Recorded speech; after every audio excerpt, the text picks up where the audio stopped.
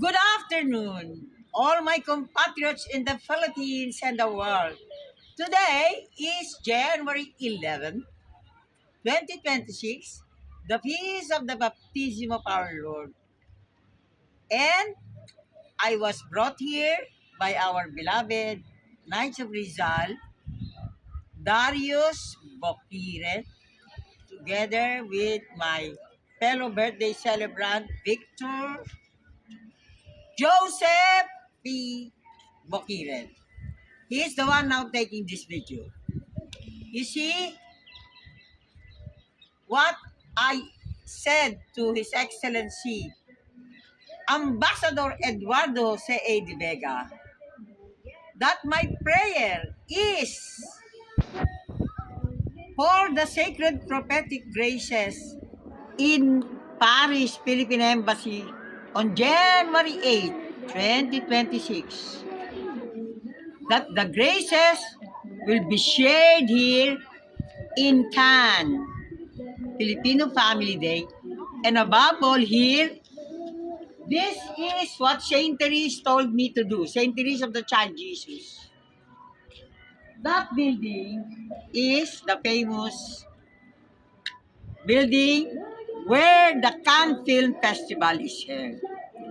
Saint Therese of the Child Jesus, who called me to my Carmelite vocation, told me that I should come to Cannes Film Festival venue to introduce, to launch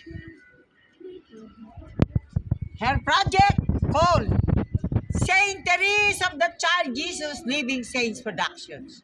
Saint Therese of the Child Jesus would like to influence the film industry. And so today,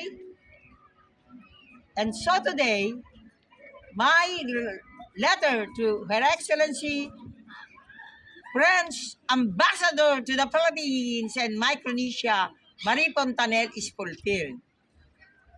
Saint Therese of the Child Jesus Living Saints Productions is launched here. And I really thank and bless the good Lord.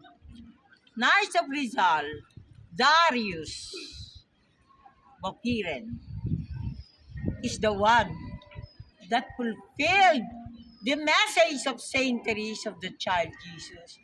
Heaven bless the Holy Family. The wife is called Gladys.